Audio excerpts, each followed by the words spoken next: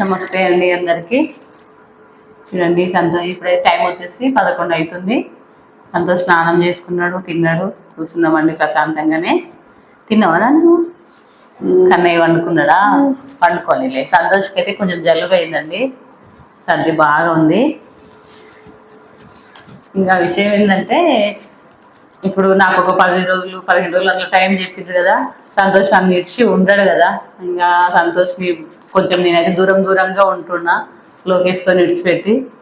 ఎందుకంటే మళ్ళా బెంగ పెట్టుకుంటాడు కదా అన్నట్లు. ఇట్లా మా పాపకు డెలివరీ అయినప్పుడు మధ్యరాత్రి పోయినాం అన్నట్లు. పోతేనంటే ఇంకా అసలు గేట్ కానీ నిలబడాడు. రాత్రిపూట అమ్మ నాయన లేరు ఇక్కడ పోయిందని అసలు 2-3 గంటలు గేట్ దగ్గరనే నిలబడిందంట. అందుకోసము కొంచెం దూరంగా ఉంచుతున్నా. సడన్ గా మళ్ళా కనిపించకుంటే అట్లా చేస్తాడు కదా అని.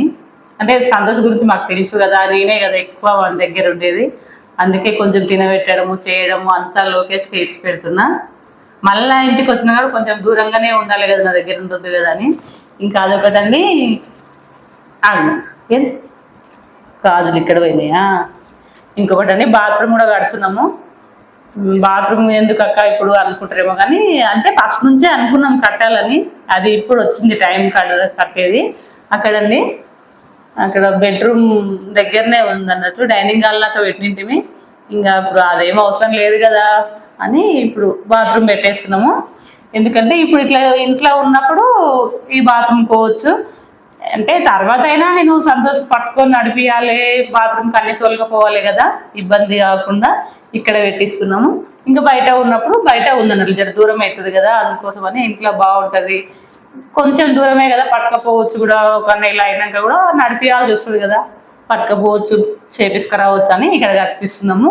అది ఇంత తొందరగా అందుకే కట్టిస్తున్నాము. మళ్ళీ నేను ఆప్షన్ చేసుకొని పండుకున్నాక అప్పుడు కాదు కదా అంత పని. అందుకే 15 రోజులు ఇవన్నీ చేసుకున్నామంటే కదా. బాత్రూమ్ ఏడా కట్టిస్తున్నాం మనము? ఫ్రెండ్స్కి చెప్పినావా?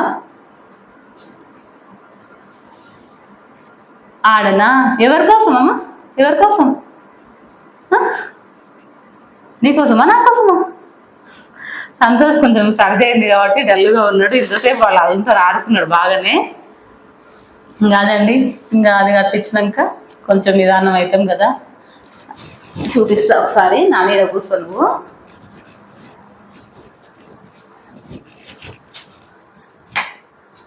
ఇక్కడండి బెడ్రూమ్లో అనుకుంటాం కదా, ఇక్కడ దగ్గర ఇట్లా వచ్చి చేపియచ్చు అన్నట్లు. ఇక్కడ డైనింగ్ హాల్ ఉంటాయి కదా, ఇట్లా పెట్టిస్తున్నాం. లాట్రిన్ బాత్రూమ్ 2 పెట్టిస్తున్నాం అన్నట్లు.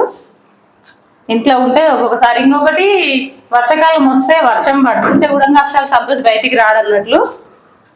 ఇక ఇట్లా ఉంటే కొంచెం సేఫ్టీగా ఉంటుంది కదా. నాన్న నేనేం చేస్తలేను నాన్న, వస్తున్నా. చూపిస్తావా నువ్వు? లోపలికి ఏమో తిని నిలబడదాం పట్టు, నిలబడదాం పట్టు, నిలబడదాం. చూపి ఫ్రెండ్స్ చూపి. మళ్ళా ఇట్లా పోయి ఎట్లా వెళ్ళి రావాలి? ఇట్లా పోయి స్నానం చేసుకోవాలనా? స్నానం చేసుకోవాలనా? బాగుంది కదా. ఇప్పుడు దగ్గర అవుతుంది కదా, ఎంతనా కొంచెమన్నా సంతోషంతోని ఇబ్బంది తగ్గుతుంది కదా అని అట్లా చేయించినామండి. ఎన్నో రోజుల నుంచి అనుకుంటున్నాము, కాకపోతే ఆ టైం అనేది ఇప్పుడు వచ్చింది. కూర్చుంటావేనా?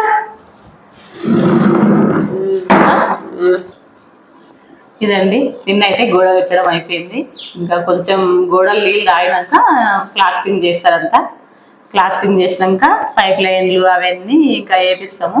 వేయించినాక నిదానంగా ప్రశాంతంగా ఇంకా మళ్ళీ హాస్పిటల్కి పోయి నేను చేయించుకొని వస్తానండి. ఫస్ట్లో అయితే కొంచెం భయం, ఎందుకంటే సడన్గా తెలిసింది కాబట్టి భయం అయింది. ఇంకా అప్పుడున్న భయం తర్వాత ఉండదు కదా. ఇంకా సంతోషం కూడా చూసుకుంటారు వాళ్ళ అన్న వాళ్ళ నాన్న, మంచిగానే ఉండాలమ్మా నాన్నతోని అన్నతోని. ఇంకా చూసుకుంటారని ఇక ప్రశాంతంగానే ఉన్నానండి. మంచిగానే ఉన్నా, ఆరోగ్యం కూడా ఏం ప్రాబ్లం లేదు, మామూలుగానే ఉన్నా. కాకపోతే తర్వాత అయినా వీక్ అవుతావు అని అన్నందుకు ఇంకా తొందరగానే పోయి చేపించుకుంటాను నేను. ఇంకేపు కొంచెము నిద్ర వస్తుందా? సంతోష్ స్నానం చేసిందో తిన్నాడు కదా, ఇంకా నిద్ర వస్తుంది, పండుకుందావా? సరే బాయ్ చెప్తుంది ఫ్రెండ్స్ మళ్ళా.